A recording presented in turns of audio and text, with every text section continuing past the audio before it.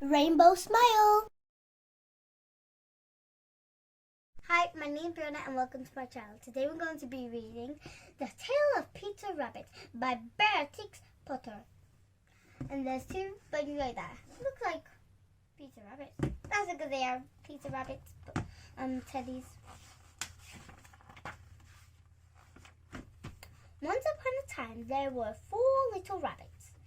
And their names were Flopsy, Mopsy, and Cottontail, and Peter. They lived with their mother in a sandbark underneath a root of a very big fir tree. "Now, my dear," said old Miss Rabbit one morning, "you may go into the fields or down the lane, but don't go into Miss McGregor's garden. Your father had an accident there. He was put in a pie by Mrs. McGregor." "Ew, that's gross." "Now, run along and don't get into mischief. I'm going out." Then old Miss Rabbit took a basket and her umbrella and went through the wood to the baker's. She bought a loaf of brown bread and 5 currant buns. Currant buns, like 5. She bought 5 currant buns. It means it's like a round thing, dough, and an X on it. That's what it means. Yeah. Flopsy, Mopsy, and Cottontail, who were good little bunnies, went down the lane to gather blackberries. Cottontail's a very nice name. I like it. But Peter, who was very naughty, ran straight away to Mr. McGregor's garden and squeezed underneath the gate. First he ate some lettuce and some French beans, and then he ate some radishes. Look, he's eating radishes there and he's squeezing underneath there.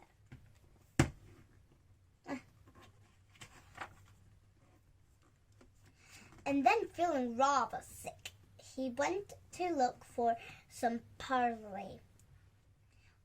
Well, I just found out right now that parsley makes good for rabbits' their tummy if they feel sick. But round the edge of the cucumber frame, who would he meet but Mr. McGregor? Mr. McGregor was on his hands and knees planting out young cabbages, but he jumped up and ran after Peter, waving a rake and calling out, "Stop me!" Peter was most dreadful. That means, I don't know what that means, but dreadful, frightened. I think it means very scared. I think that means. He rushed all over the garden, for he had forgotten the way back to the gate. Oops, that's bad. He lost one of his shoes among the cabbages and the other shoe amongst the potatoes. After losing them, he ran on 4 legs and went faster, so that I think he might have got away altogether if he had not unfortunately run into a gooseberry net and got caught by the large buttons on his jacket. It was a blue jacket with brass buttons, quite new. They'll have it.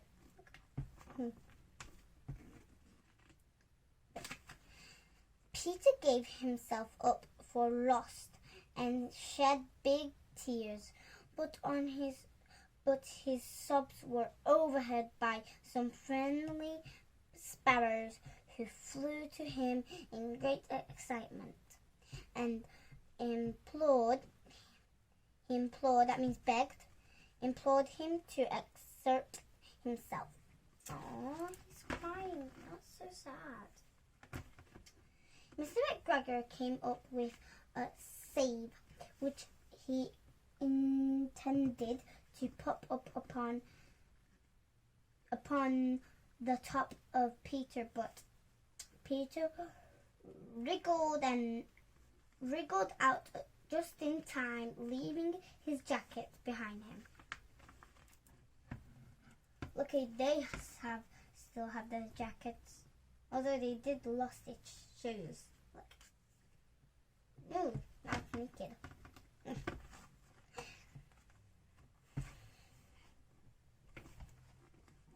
And rushed into a tool shed and jumped into a can. It would have been a beautiful thing to hide in if it had not had so much water in it. That's funny. Mr. McGregor was quite sure that Peter was somewhere in the tool shed, perhaps hiding underneath a flower pot. He began to turn them over carefully, looking under each. Presently, Peter sneezed. Achoo! Mr. McGregor was after him in no time, and tried to put his foot upon Peter, who jumped out of a window, upsetting 3 plants. The window was too small for Mr. McGregor, and he was tired of running after Peter. He went back to his work. Look, those 3 plants. That's the foot. Peter sat down to rest. He was out of breath and trembling with fright. He had not a least idea which way to go. Also, he was very damp with sitting in that can. After a time, he began to wonder about going lippity-lippity, not very fast, and looking all around. Lippity-lippity. I like it when it says lippity-lippity. Look. There. Look at me how I like this. He found a door in a wall, but it was locked, and there was no room for a fat little rabbit to squeeze underneath. An old mouse was running in and out over the stone doorstep, carrying peas and beans to her family in the wood. Peter asked her the way to the gate, but she had such a large pea in her mouth that she could not answer. She only shook her head, and at him Peter began to cry. So sad. I mean, I don't like it when it says a fat little rabbit. It makes me cry because he's also crying. I don't know why. Then he tried to find his way straight across the garden, but he became more and more puzzled. Presently, he came to a pond where Miss McGregor fills his water cans. A white cat was staring at some goldfish. She sat very, very still, but now and then the tip of her tail switched as if it was alive. Peter thought it best to go away without speaking to her. He had heard about cats from his cousin Little Benjamin Bunny. He went back towards the tool shed, but suddenly, quite close to him, he heard the noise of a hole.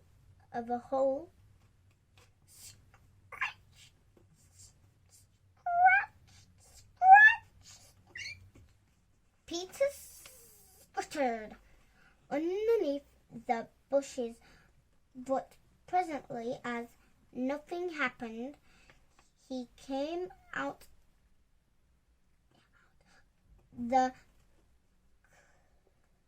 and climbed upon the wheelbarrow and peeped over. And first thing he saw Mr. McGregor hoeing onions. His back was turned towards Peter, and beyond him was the gate. Peter got down very quietly off the wheelbarrow and straight running as fast as he could go along a straight walk behind some black currant bushes. Mr. McGregor caught sight of him at the corner, but Peter did not care. He slipped underneath the gate and was safe at last in the wood outside the garden. Look, he slipped underneath. Look. Oh, there's 3 sparrows. I think those are sparrows.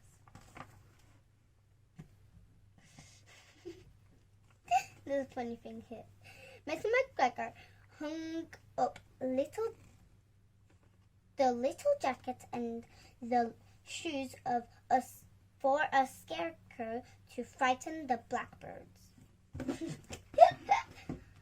Oh, I think those are your shoes. And also yours. Unless you still have the jacket. Peter never stopped running or looked behind him till he got home to the big fir tree. He was so tired that he flopped down upon the nice soft sand on the floor of the rabbit hole and shut his eyes. His mother was busy cooking. She wondered what he had done with his clothes. It was the second little jacket and pair of shoes that he had lost in a fortnight. That means 2 weeks. But it also reminds me of Fortnite, you know, the game. I'm sorry to say that Peter was not very well during the evening. His mother put him to bed and made some chamomile tea, and she gave a dose of it to Peter, 1 tablespoonful to be taken at bedtime. Flopsy, Mopsy, and Cottontail had bread and milk and blackberries for supper. I wish I could have that. That's all for today. I hope you enjoyed it. Well, I know that they enjoyed it. I hope you enjoyed it. Like and subscribe to my channel. Bye.